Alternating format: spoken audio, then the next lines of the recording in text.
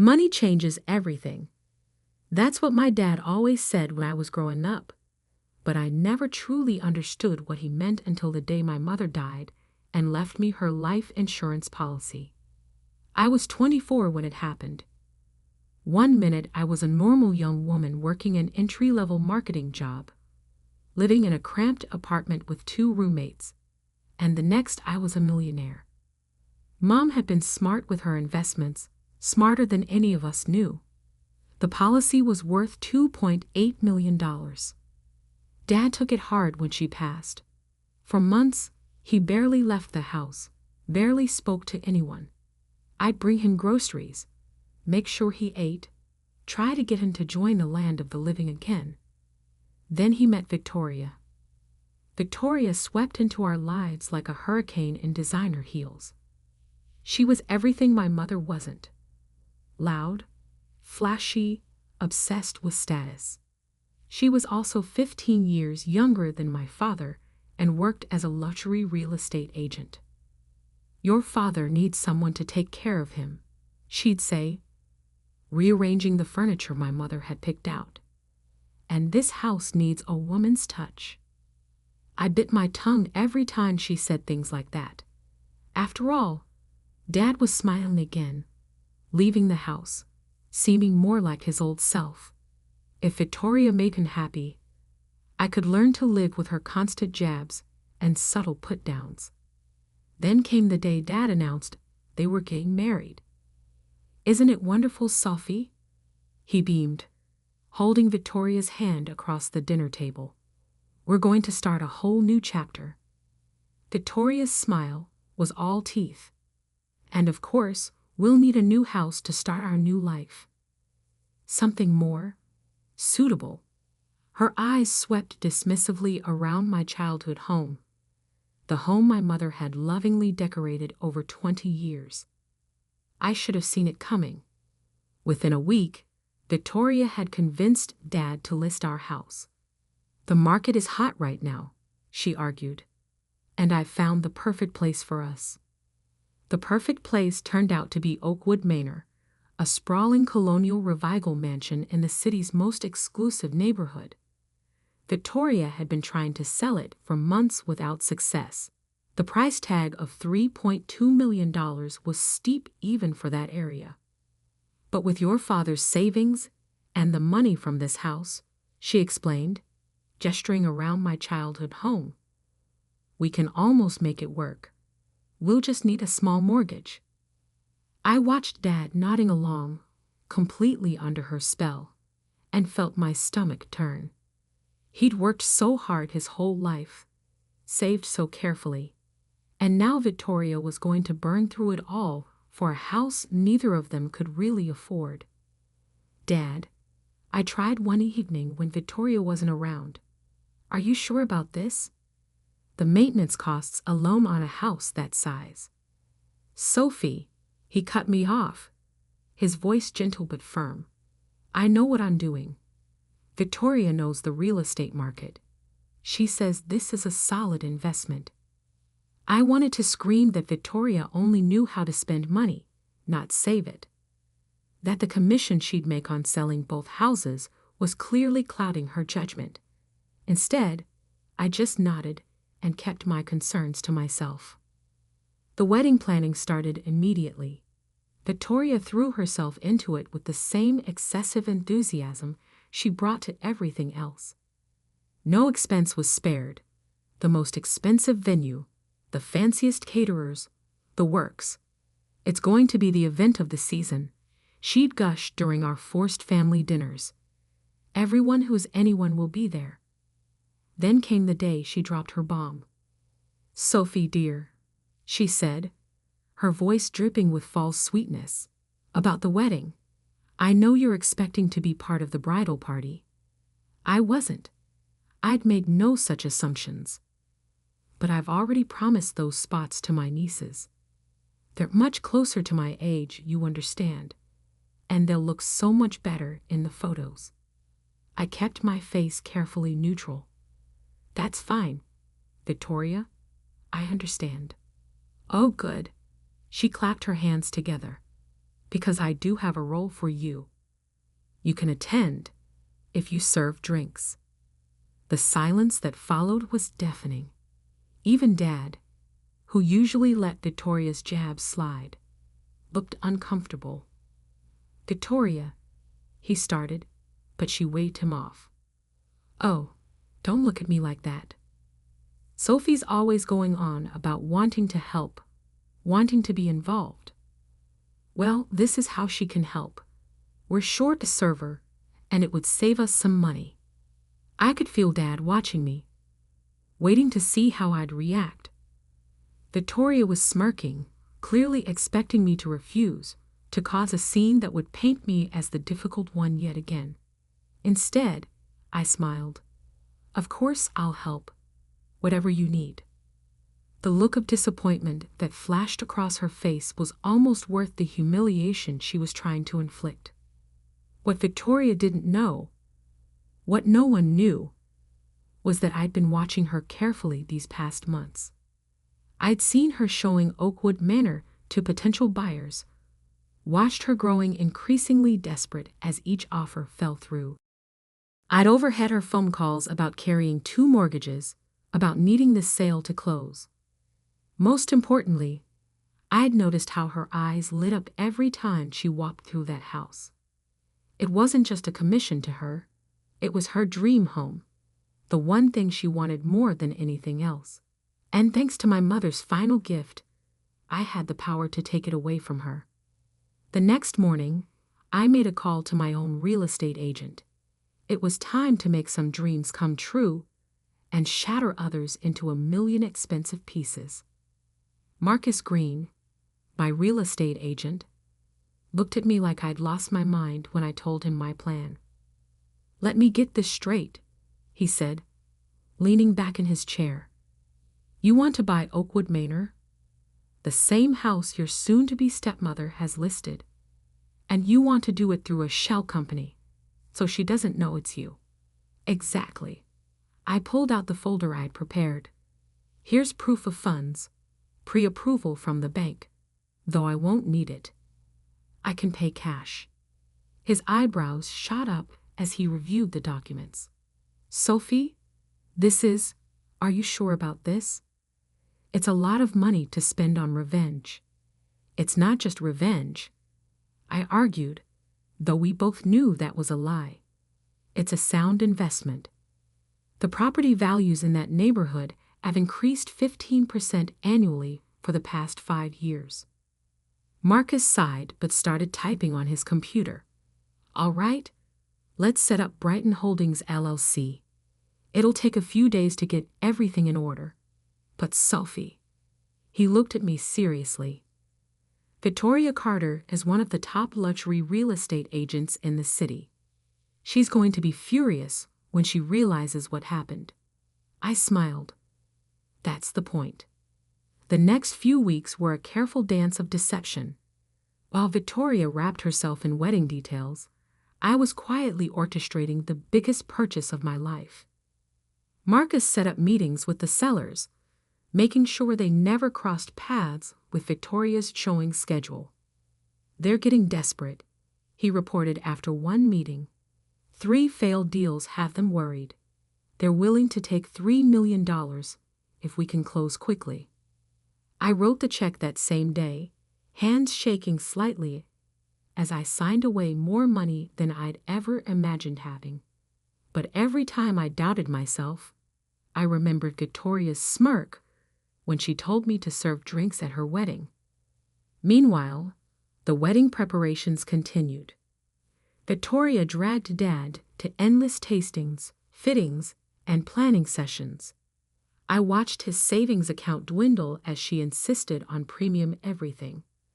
"The flowers alone cost more than my first car," he confided one evening, looking worried for the first time. "And now with the house." "The house?" I kept my voice casual. "Has something happened?" He sighed heavily. "Victoria's having trouble selling it. She was counting on that commission to help with the wedding costs. Now she's talking about taking out a second mortgage on our current house to cover everything." My blood boiled. She was going to drain him dry before they even said, "I do." The day before the wedding, Victoria called a final rehearsal at the venue, some overpriced country club she'd chosen. I arrived early, dressed in the server's uniform she'd insisted I wear. "Oh, good, you're here," she said, barely glancing at me. "The other servers will show you what to do. Just try not to embarrass me." I spent the next hour learning drink service protocols while Victoria practiced her entrance for the 1,000th time. Her nieces, all perfectly coiffed and coordinated, simpered and praised her every move. "She's going to look amazing tomorrow," one of them gushed, "especially in their new house." Victoria preened. "Yes, Oakwood Manor. Did I mention it was featured in Architectural Digest? The crown moldings alone. If you can sell it," another niece said innocently. Victoria's face darkened. "Of course I'll sell it. I have interested buyers. Very interested buyers." I bit back a smile. Those interested buyers had just signed the final paperwork an hour ago under the name Brighton Holdings LLC. That night, I could barely sleep. Not because of the wedding, but because of what would happen after. My lawyer had confirmed everything was ready. The timing would be perfect. The next morning dawned bright and clear. I arrived at the country club early, helping set up the bar as Victoria had demanded. She swept in hours later, already in her wedding dress, a monstrosity of tulle and crystals that probably cost more than most people's cars. "Sophie," she barked, "make sure you keep my champagne glass full during the reception. And for heaven's sake, try to stay out of the photos." "Yes, Victoria," I said meekly, straightening my server's bowtie. "Whatever you need." The ceremony itself was beautiful, I'll give her that. Dad looked happy, if a bit overwhelmed, as he said his vows. I stood in the back, tray of champagne flutes balanced carefully, watching Victoria promise to love and cherish him.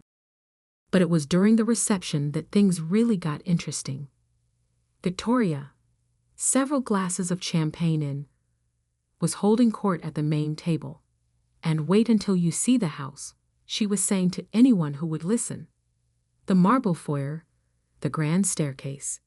I knew the moment I saw it that it was meant to be mine. If only she knew how wrong she was. At exactly 11:55 p.m., I saw my lawyer slip into the reception hall, right on schedule. He caught my eye and gave a slight nod. It was time. I watched my lawyer, James Patterson, make his way through the crowd. He was carrying a sleek leather briefcase, the kind that screamed expensive legal documents inside. Victoria, ever attuned to displays of wealth, noticed him immediately. "Can I help you?" she called out, her professional real estate agent smile sliding into place. "Mrs. Carter Reynolds?" James asked formally, using her brand-new married name. "I have some documents regarding Oakwood Manor that require your immediate attention." Victoria's face lit up. She'd been drinking champagne all night, celebrating not just her wedding, but also her apparent triumph. "Oh, has someone made an offer?" "Actually," James said, pulling out a thick envelope, "the house has already been sold. These are the final executed documents. The new owners wanted you to have them as a wedding gift." The color drained from Victoria's face. "What?" "That's impossible. I'm the listing agent. All offers have to go through me." "Not when the buyers work directly with the seller's agent," James replied smoothly. "Brighton Holdings LLC closed on the property this morning. All cash offer, no contingencies. The deed has already been recorded." Victoria snatched the envelope, her perfectly manicured hands shaking as she ripped it open. Around her, the wedding guests had gone quiet, sensing the drama unfolding. 3 million, she whispered, scanning the documents. They accepted 3 million, but I had it listed at 3.2. The sellers were motivated, James said diplomatically, and Brighton Holdings was ready to close immediately. Brighton Holdings? Dad spoke up from beside Victoria. Who are they? This was my cue. I set down my tray of champagne glasses and stepped forward, pulling out my own copy of the deed from my server's apron. That would be me, I said clearly. The silence that followed was absolute. Victoria's head snapped up, her eyes meeting mine with a mixture of shock and dawning horror. You, she choked out. But how? Remember my mother's life insurance policy? I kept my voice steady, professional. Turns out she left me more than enough to buy my dream home. Though I have to thank you, Victoria. You were right about those crown moldings. They really are spectacular. Victoria's face went from white to red so fast I worried she might faint. You little.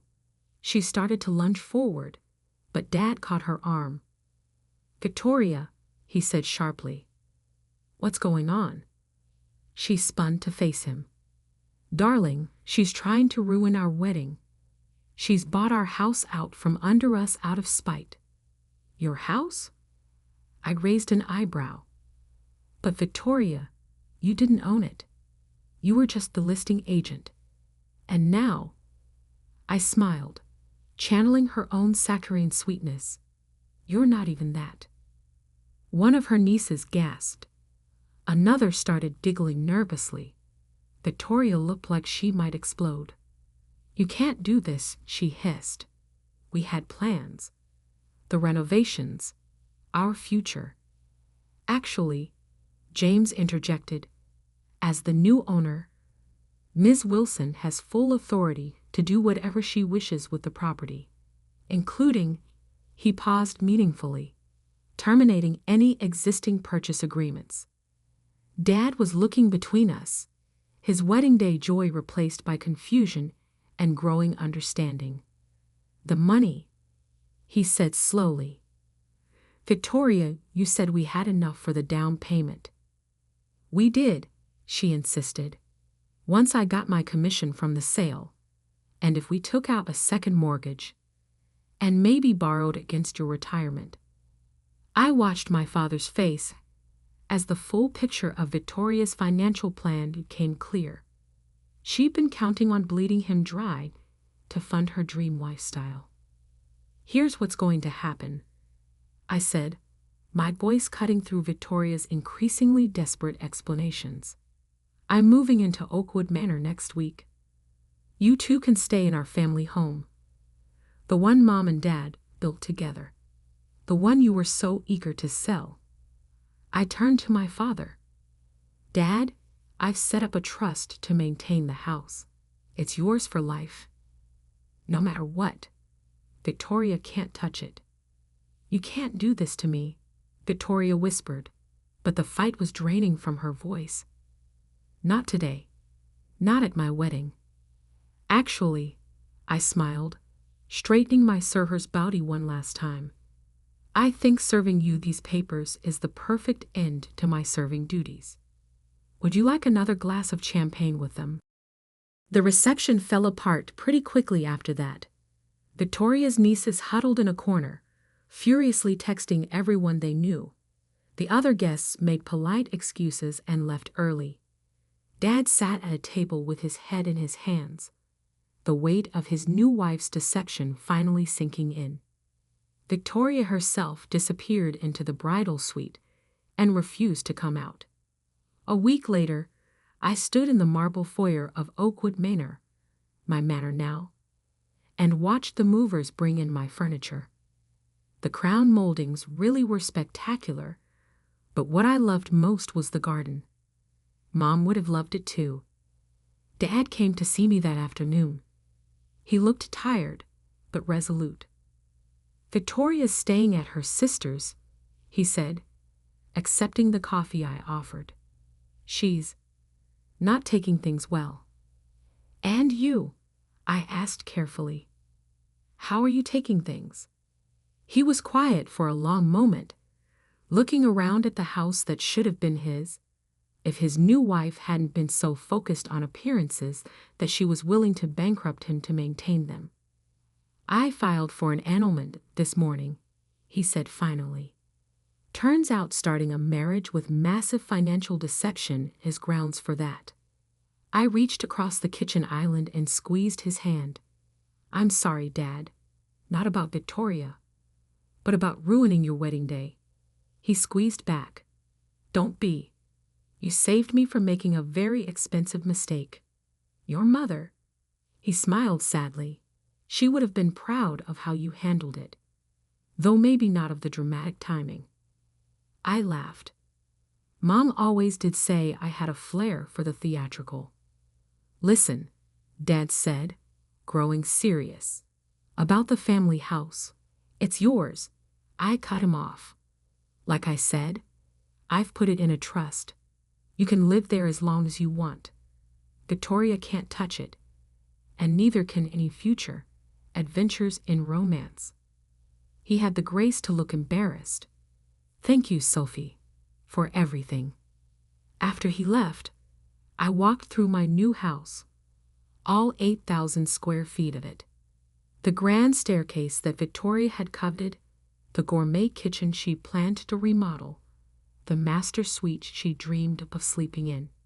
It was all mine now. I thought about her face when she realized what I'd done, the way her perfect wedding dissolved into chaos. Maybe it was petty of me to do it that way, to wait until her big moment to serve the papers. But then I remembered her smirk when she handed me that server's uniform, her casual cruelty in trying to humiliate me on what should have been a day of family celebration. Sometimes revenge is best served with a champagne chaser. 2 days later, a large envelope arrived from Victoria's real estate office. Inside was a single sheet of paper, her final commission statement for Oakwood Manor, showing a big fat 0. I had it framed and hung it in my new home office, right below the crown moldings she'd loved so much. As for the server's uniform, I had it bronzed and turned into a sculpture for my garden, a little reminder that sometimes the best revenge isn't just about winning, it's about serving it with style. Money changes everything. That's what my dad always said when I was growing up, but I never truly understood what he meant until the day my mother died and left me her life insurance policy. I was 24 when it happened. One minute I was a normal young woman working an entry-level marketing job, living in a cramped apartment with 2 roommates, and the next I was a millionaire. Mom had been smart with her investments, smarter than any of us knew. The policy was worth $2.8 million. Dad took it hard when she passed.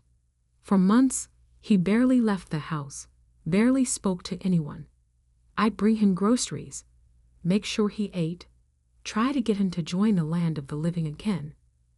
Then he met Victoria. Victoria swept into our lives like a hurricane in designer heels. She was everything my mother wasn't. Loud, flashy, obsessed with status.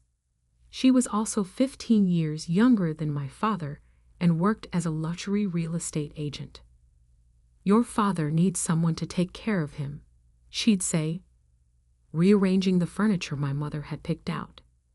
"And this house needs a woman's touch." I bit my tongue every time she said things like that.